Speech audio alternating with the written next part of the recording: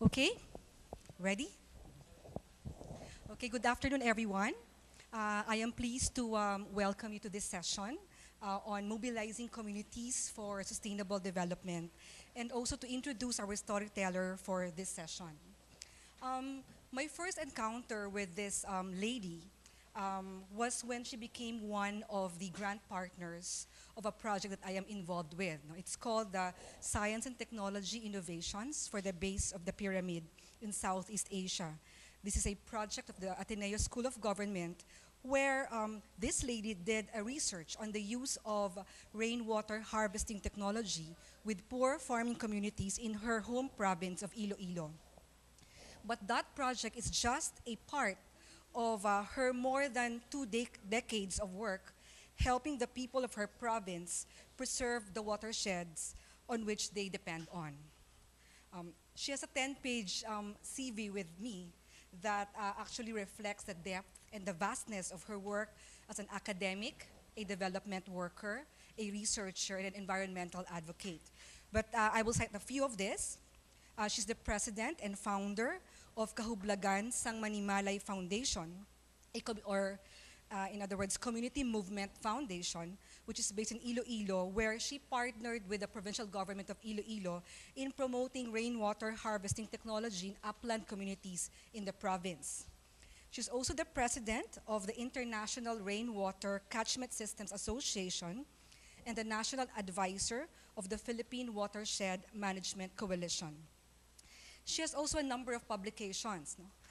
But one of the publications that I was struck is this one. I have a copy of the book. It's called Watershed Walk. No?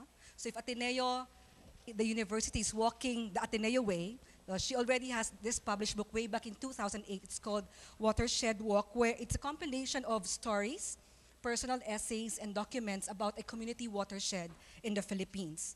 And in this book, she is described as a gatherer, adept in alliance building, and making people of diverse interests come together to do something, and whose work often struggles with resistance and politics at the local level. So that's an amazing work, no?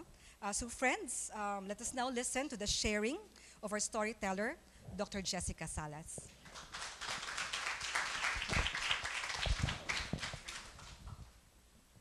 Stay here, please. Good afternoon, and good afternoon to the people in the spillover room. Thank you for coming to listen to my story. I feel so privileged, and you honor the Ateneo Sesquicentennial Congress, and you honor the stories that we are telling, and you honor also my story. Thank you for your presence.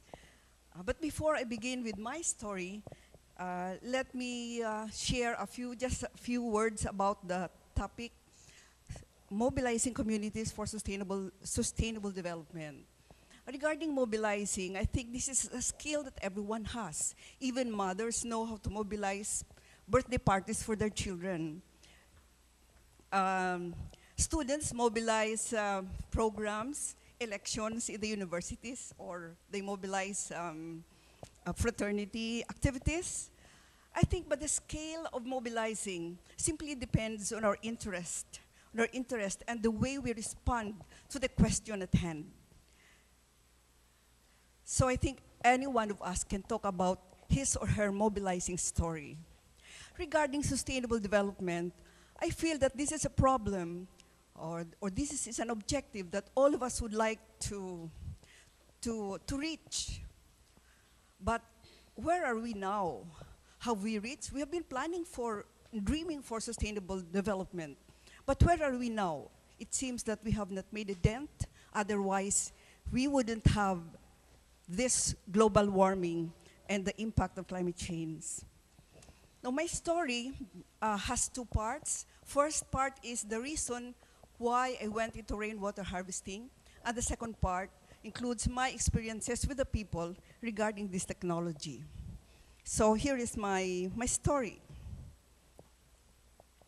My story began in 1989 when I was invited by a group of people from the DENR in our region to visit what he said is an ailing watershed. So we just walked from 7 a.m. to 7 p.m. I thought I didn't have legs at the time when I reached the peak. But on the way, we didn't see trees. I said, what is this, a watershed without a tree, not even a single tree inside? In that picture, that's me, and the regional director of the Forest Management Bureau in our region. At that time, I didn't know what a watershed is. But anyway, I went with the group. It was accidental. And then when we reached the place, we met with the tribal leaders. These were people from that area.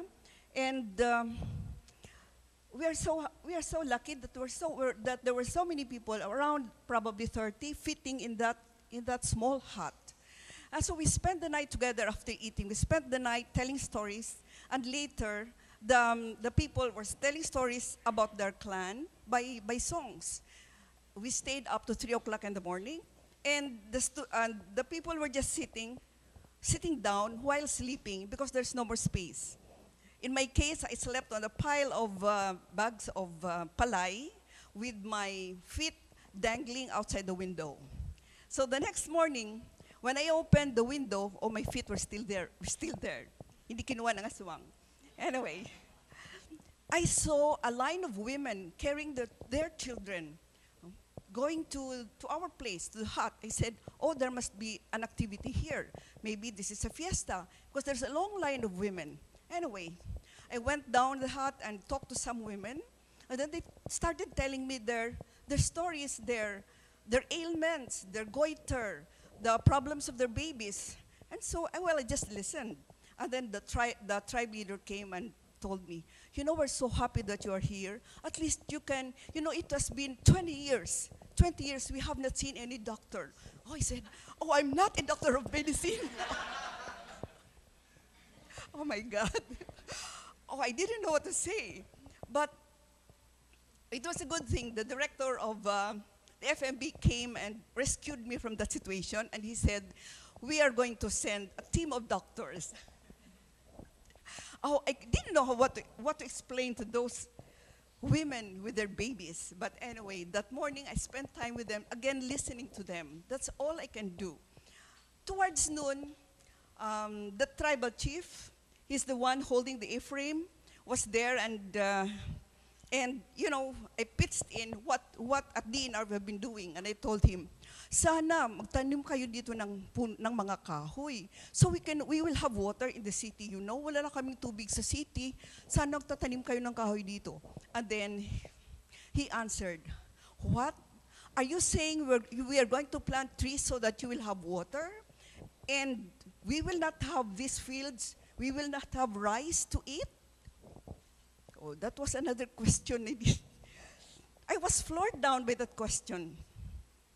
I didn't know again how to answer. Well, I thought I was a social scientist, that I know the answers up in the upland. Then I realized I was far from it. I have not listened well. I do not know the culture in the upland. That was in 1989. But that same question changed my life.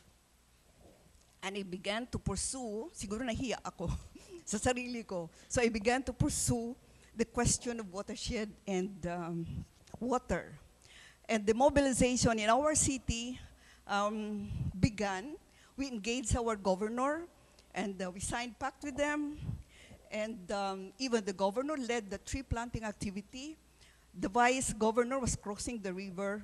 And here you see the troop of people going to the watershed, Girl Scouts, and everyone pitching in from 1 peso to 1 peso from the pupils to thousands of pesos from the businessmen.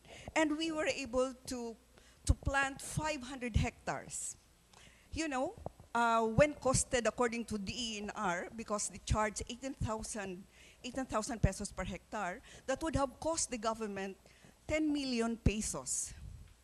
But because of community mobilization, we were able to do it. And all that the DNR did was to bring their staff and teach us what to plant, how to plant, where to plant. That's all they did. 10 years later, you will see